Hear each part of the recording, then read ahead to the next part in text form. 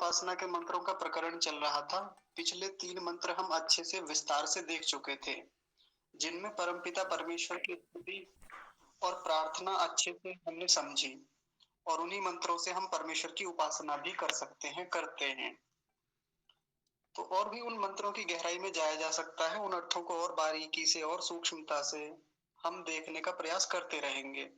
और यदि आप में से किसी को कोई और गहरा अर्थ उसमें मिले, कोई गहरी बात मिले, तो कक्षा में अवश्य साझा किया कीजिए। जो मंत्र का अर्थ बताने के बाद मैं आप लोगों को समय देता हूँ, आपसे निवेदन करता हूँ, तो आप बोला भी कीजिए उस विषय में। क्योंकि चिंतन तो एक लंबी प्रक्रिया का हिस्सा है और वो केवल एक व्यक्ति के करने से नहीं आता, उसमें कई लोग करें, अपने अपने स्तर से करें तो बहुत नई नई चीजें मिलती हैं उसमें। तो आप भी प्रयास करके यहाँ पर साझा किया कीजिए। आज हम उसी प्रकरण का चौथा मंत्र देखेंगे। देखिए, यह प्राणतो निमिषतो महित्वैक इद्राजा जगतो बभूव य ईशे अस्य द्विपदश्चतुष्पदः कस्मै देवाय हविषा विधेम। इसका हम उच्चारण पहले सीख चुके थे, आज अर्थ देख रहे हैं। देखिए, सबसे पहला शब्द है यह। यह एक पीछे शब्द आया था पिछले मंत्र में यह, तो यह कह दीजिए या यह कह दीजिए, दोनों का मतलब एक ही होता है। जो कौन? जो परमात्मा। और कौन सा परमात्मा? जिसका प्रकरण चल रहा है, जिसकी पिछले दिनों हम बात कर रहे हैं, प्रसंग को लेके हम लोग यहाँ तक आए हैं। तो यह जो परमात्मा। अगला शब्द है प्राण तो। प्राण तो का मतलब है जिसमें प्राण होते हैं, ऐसे प्राणी जो प्राण धारण करते हैं, वो वस्तुएं सभी। तो इसमें क्या आ गया? प्राण तो का मतलब हो गया प्राण वाले, जो प्राण धारण करते हैं। इसको अभी और खोलेंगे। और निमिषतो, निमिषतो का मतलब हो गया जिनमें प्राण नहीं होते, यानी जो अप्राणी हैं। अब सीधा सीधा एक अर्थ हम सीधे ले सकते हैं, इसका मतलब हो गया चेतन। और निमिषतो का मतलब हो गया जड़। पहले वाले का चेतन होगा, इस वाले का जड़ होगा। सीधा सीधा ये भी अर्थ ले सकते हैं हम, एकदम आसानी से समझने के लिए। नहीं तो ये इसका अगर तत्वतः अर्थ खोलें, जैसा शब्द में लिखा हुआ है वैसा ही खोले, तो क्या आएगा? प्राण वाले, जो प्राणधारी हैं, प्राणों का धारण करते हैं, वो सारे प्राणी आ जाएंगे, वो सारा जगत आ जाएगा। अच्छा, इन दोनों शब्दों के साथ ये जगतो शब्द बिल्कुल इसके जैसा ही शब्द है ना, प्राण तो, निमिषतो, जगतो, है ना। संस्कृत में ऐसे ही चलता है। जैसे एक बार मैंने आपको बताया था, जगद्राजयति प्रकाशयति, तो राजयति और प्रकाशयति, राजयति शब्द को खोलते हैं प्रकाशयति, तो राजयति के साथ प्रकाशयति चलता है। ऐसे प्राण तो, निमिषतो और जगतो ऐसे चलता है। तो कौन से जगत की बात चल रही है? जो प्राण वाला है। और निमिषतो, दूसरा जगत कौन सा है? जो चेतन नहीं है, जिसमें प्राण नहीं होते, तो उस जगत की बात कर रहे हैं यहाँ पर। तो जो परमेश्वर प्राण वाले जगत और अप्राणी रूप जगत का क्या करता है? महित्वैक, अपनी महिमा से। यहाँ पर एक शब्द आया महित्वा। महित्वा और एक, इन दोनों को मिलके बना महित्वैक। फिर से सुनिए, महित्वा जमा एक, तो उनको मिलके क्या बना? महित्वैक। महित्वा का मतलब क्या हुआ? अपनी अनंत महिमा से। ऐसा ही आपने अर्थ पढ़ा है ना, आपने याद भी कर रखा होगा ये अर्थ। अब ये महिमा क्या है परमेश्वर की, और उसमें भी अनंत महिमा कही, तो महिमा का मतलब आप सामर्थ्य से ही समझ लीजिए। उसकी सामर्थ्य, उसका बड़ापन, उसका बड़प्पन, उसकी महानता, ये शब्द एक जैसे ही हैं। महित्वा, महानता, सामर्थ्य, उसकी सर्वशक्तिमानता, उससे एक, ये एक शब्द है ना, एक ही। अब एक ही, एक शब्द पीछे भी आया था, हमने देखा था ना उस दिन। एक शब्द आया था कौन से मंत्र में? दूसरे मंत्र में आया था, पति रेक, पति ही जमा एक, तो ये उसी एक की बात है। वो परमेश्वर अपनी अनंत महिमा से एक। अब यहाँ देखिए, इद्राजा शब्द है ना, इद्राजा, तो इद्राजा को खोलेंगे तो ये बनेगा इत जमा राजा, इन दोनों को मिलके बना इद्राजा। जब हम लोग उच्चारण सीख रहे थे तो मैंने आपको एक बात बताई थी, जब मैं इन शब्दों को तोड़ता था तब मैं क्या कहता था कि संधि विच्छेद नहीं कर रहा हूँ, अभी इनका विग्रह कर रहा हूँ, तोड़ रहा हूँ, ताकि आप उच्चारण सीख सकें अच्छे से। लेकिन अब यहाँ संधि विच्छेद हो रहे हैं, शब्दों को विधिवत कैसे तोड़ा जाता है वो अब हम सीख रहे हैं। इत जमा राजा, इन दोनों को मिलके बना इद्राजा। इत माने ही, अब एक के साथ लगाएंगे एक ही राजा, एक ही राजा, और बभूव, बभूव माने है, बभू का तात्पर्य होता है। तो वो परमेश्वर कैसा है? प्राण वाले जगत का, अप्राणी रूप जगत का, महित्व मतलब अपनी अनंत सामर्थ्य से एक, एक, इत माने ही, राजा माने राजा, और बभूव माने है। तो वो परमेश्वर अपनी अनंत महिमा से इस पूरे संसार का एक ही राजा है। देखिए कितनी सारी बातें आ गई केवल इतनी सी पंक्ति में। अब इसको समझते हैं, इसका भावार्थ समझते हैं, कैसे चिंतन करेंगे, कैसे परमेश्वर की उपासना करेंगे इस पूरी पंक्ति से। हम दो प्रकार का संसार देखते हैं, दो प्रकार का जगत है ये, जितना भी हमें बाहर से दिखता है। कौन कौन सा? एक तो प्राण वाला और एक अप्राण वाला, यानी एक तो जड़ है और एक चेतन है। चेतन वस्तुओं में हम सभी लोग आ जाते हैं जिनमें प्राण होता है, जो क्रियाएं करते हैं, जिनके भीतर इच्छा है, प्रयत्न है, राग है, द्वेष है, जो कर्म करने वाले हैं। एक इनका जगत हो गया, और एक जगत किनका हो गया? जो कर्म नहीं कर सकते, जिनके भीतर इच्छा नहीं है, प्रयत्न नहीं है, गति नहीं है, सामर्थ्य नहीं है। तो वो कौन सा जगत हो गया? जड़ जगत, उसको निमिषतो कहा।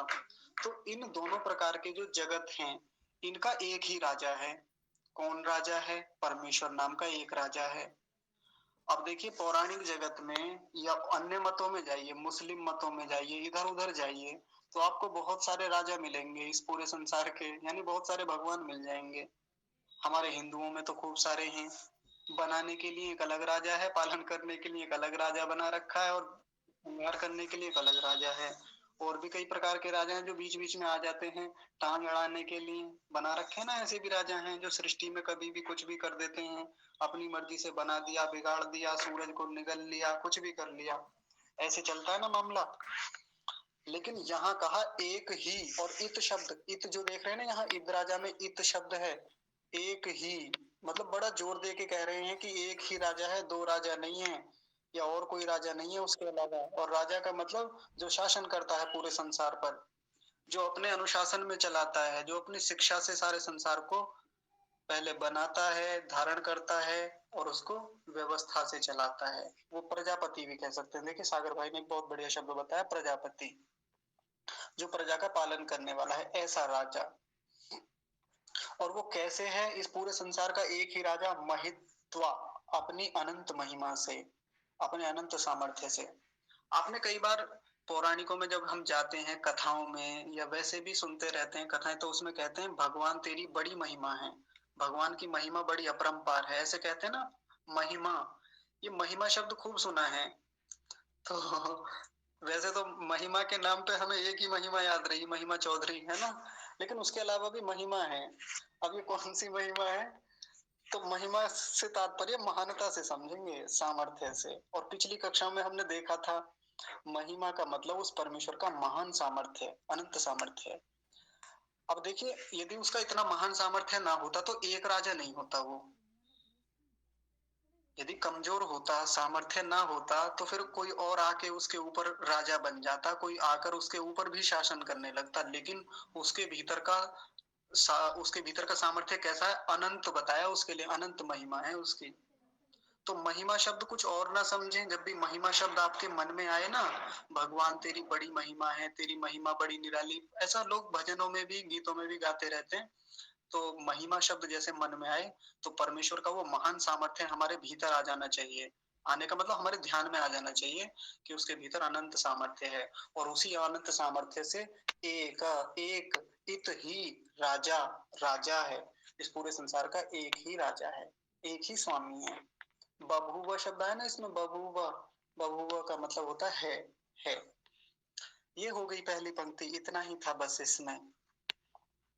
अब देखिए दूसरी पंक्ति को हम देखते हैं। य शब्द आया, य माने जो, जो कौन? वही परमेश्वर, उसी का प्रकरण है, उसी की बात चल रही है। ईशे, ईशे शब्द आया ना, ईशे, ईशे का मतलब होता है रचना करना, बनाना, निर्माण करना, उत्पन्न करना। बहुत सारे शब्द ऐसे और भी तो पीछे आए थे ना, संध्या में भी आए थे। एक शब्द जातः आया था, जातः माने उत्पन्न करने वाला, बनाने वाला। तो ऐसा ही ईशे का मतलब भी होता है बनाने वाला, जो उत्पन्न करता है। अस्य, अस्य माने इस, और इस किसको करता है उत्पन्न? द्विपदः, चतुष्पदः। द्विपदः और चतुष्पदः, इन दोनों को मिलाएंगे तो बनेगा द्विपदश्च चतुष्पदः। वो विसर्ग हटके तालव्य शकार हलंत हो जाता है बीच में। ये संधि का नियम है, व्याकरण की बात है छोटी सी। लेकिन आप इन दोनों शब्दों को अलग करेंगे तो क्या क्या शब्द बनेंगे? द्विपदः, चतुष्पदः। तो परमेश्वर किसको बनाता है, किसका निर्माण करता है? दो पैरों वाले प्राणियों को। और किसको बनाता है? चार पैरों वाले प्राणियों को भी बनाता है साथ में। तो देखिए, जड़ जगत को तो बनाता ही बनाता है, जड़ जगत का तो राजा है ही, लेकिन साथ में यहाँ विशेष रूप से बताया कि दो पैर वाले और चार पैर वाले प्राणियों की भी वो रचना करता है, उनको बनाता है। अच्छा, प्राणी केवल दो पैरों वाले या चार पैरों वाले ही थोड़ी होते हैं, प्राणी तो और भी पैरों वाले होते हैं, बहुत बहुत सारे पैरों वाले होते हैं। और ऐसे भी प्राणी होते हैं जिनके पैर भी नहीं होते, जैसे रेंगने वाले कई जीव होते हैं, सांप होता है उसके तो पैर भी नहीं होते। फिर यहाँ ऐसा क्यों लिखा, दो पैरों वाले और चार पैरों वाले? और मैंने आपको उस दिन बताया था ना, जैसे कान खजूरा होता है, आपने देखा होगा कितने सारे पैर होते हैं, सैकड़ों पैर होते हैं उसके पैर में। या खेतों में जो वो प्राणी मिलता है उसके पैर होते हैं। केंचुआ होता है, उसके पैर ही नहीं होते। हाँ, तैरने वाले होते हैं, उनके भी पैर नहीं होते। तो फिर यहाँ दो पैर और चार पैरों वाले ही क्यों लिखा? तो देखिए, यहाँ समझाने का एक तात्पर्य होता है ऐसा, जैसे आपने और भी कई प्रकरणों में देखा होगा, कई बार ऋषियों की शैली आपने समझी होगी। तो वहां एक शब्द को बोल के वो आदि शब्द लगा देते हैं, और आदि में हम सबका ग्रहण कर लेते हैं। कैसे? जैसे हम इंद्रियों की बात करें, तो इंद्रियों का, सभी इंद्रियों का नाम ना लेके हम क्या कह देते हैं? चक्षु आदि इंद्रियां। ऐसा कहते हैं, चक्षु आदि इंद्रियां। तो जब चक्षु के साथ आदि शब्द लगाया तो फिर बाकी इंद्रियों का ग्रहण वहां स्वयं ही हो जाता है। चक्षु भी आ जाती है, नासिका भी आ जाती है, घ्राण इंद्रिय जो भी है सबका ग्रहण कर लेते हैं हम। तो वैसे ही यहाँ भी, तो वो दो पैरों वाले और चार पैरों वाले प्राणियों के शरीर की रचना करता है, साथ में उनकी भी रचना करता है जिनके पैर हैं नहीं है, जिनके पैर ही नहीं होते, या जिनके दो या चार से ज्यादा पैर होते हैं। हो सकता है किसी के पांच भी होते हो, जरूरी थोड़ी है कि वो सम संख्याओं में ही हो, विषम संख्याओं में भी पैर हो सकते हैं किसी के। तो उनकी सबकी रचना करता है वो। ईशे माने रचना करता है। और ये पंक्ति फिर से आई, बड़ी आसान पंक्ति है, बार बार आ रही है, एक बार फिर से देख लीजिए। कसमय, कसमय माने वही सुख स्वरूप परमात्मा जो सुखों को देने वाला है। इस संसार में हमें जितने प्रकार के सुख मिलते हैं उन सब का निमित्त बनाने वाला परमेश्वर वही है। सब प्रकार के सुखों को, जो इंद्रिय के सुख हैं, मन के सुख हैं, या इसके आगे के जितने भी बड़े सुख हमें मिलने वाले हैं, मुक्ति नाम का सुख मिलेगा, उनको देने वाला होने से परमेश्वर कसमय कहलाता है। कसमय यानी सुख स्वरूप। देवाय, वो जो देवता है, वो जो इतना कुछ देने वाला है, जो सकल ज्ञान को देने वाला है, विद्या को देने वाला है, इतने अनंत सामर्थ्य को देने वाला है, उस परमेश्वर की क्या करें हम? तो विधेम, विशेष भक्ति करें।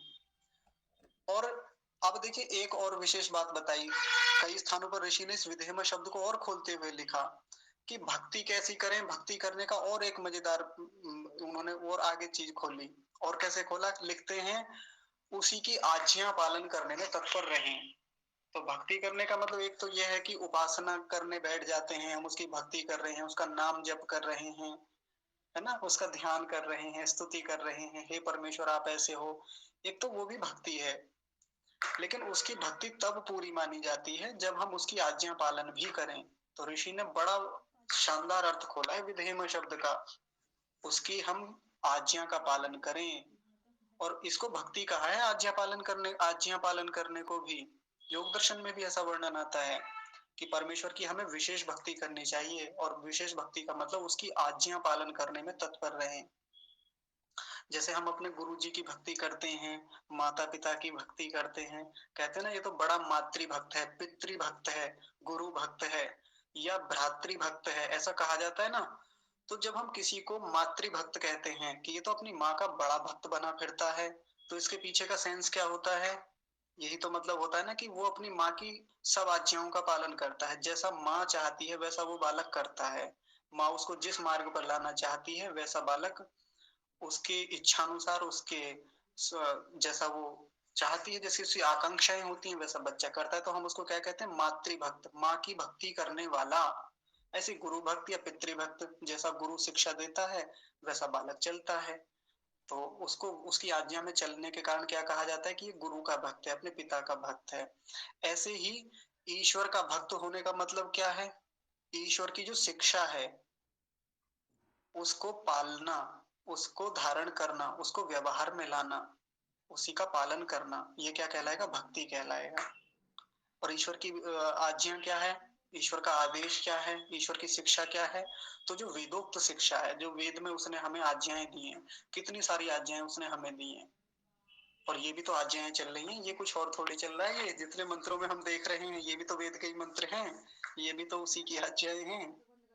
तो इतना सारा जो कुछ वो बता रहा है कि मैं इस संसार का रचने वाला हूँ और मैं ऐसा हूँ, मैं वैसा हूँ, तो ये सब आज्ञाएं हैं उसकी, ये सब वो आदेश दे रहा है, ये सब वो शिक्षाएं दे रहा है। तो इन सबको माने, इनको हम व्यवहार में धारण करें, पालन करें, इन पर खूब चिंतन मनन करें, तो ये क्या होगी? उसकी विशेष भक्ति होगी। और किससे करें उसकी विशेष भक्ति? तो हविषा से करें, सामग्रियों से करें। और सामग्री बताई थी हमने। सामग्री, कितनी अच्छी अच्छी सामग्री उसने दे दी। देखिए, शिक्षा दी, उसने विद्या दी, आदेश दिए और सब कुछ दिया। इतने प्रेम से सब कुछ दिया, पूरी विनम्रता से दिया परमेश्वर ने हमें। और मजेदार बात, सामग्री भी दी साथ में कि भक्ति कर लिए और ये सामग्री भी मैं आपको देता हूँ। और सामग्री कितनी सुंदर सुंदर सामग्रियां दी, अंतःकरण रूपी सामग्री दे दी।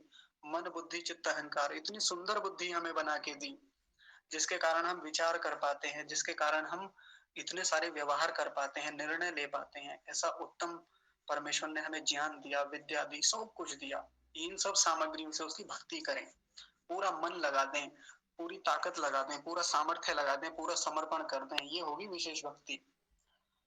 और इस प्रकार इस मंत्र का यहाँ पर अर्थ भी पूरा होता है। एक बार मोटा मोटा जल्दी जल्दी देख लीजिए, मैं बता देता हूँ। यह माने जो परमात्मा, प्राण तो जो प्राण वाला, प्राण तो के साथ जगतो शब्द लेंगे। प्राण तो यानी ये जो चेतन जगत है, प्राणी रूप जगत है। निमिषतो जगतो, जो ये अप्राणी रूप जगत है, यानी जो जड़ जगत है, उनका क्या है? इत राजा, एक इत राजा, एक ही राजा बभूव है। और कैसे है? अपनी अनंत महिमा से है, अपने अनंत सामर्थ्य से है। उसके भीतर का सामर्थ्य इतना अधिक है कि वो राजा बना बैठा है पूरे संसार का, इसी सामर्थ्य से ही।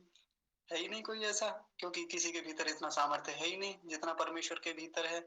तो ये उसकी महिमा है। यह माने जो, ईशे माने रचना करता है, अस्य माने इस, और किसकी?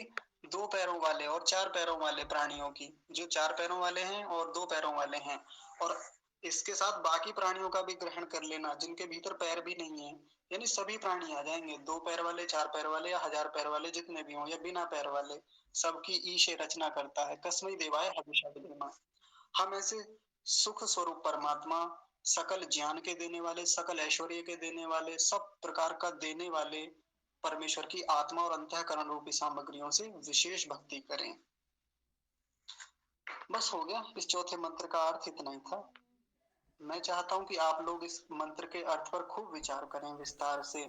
रोजाना जब संध्या में बैठ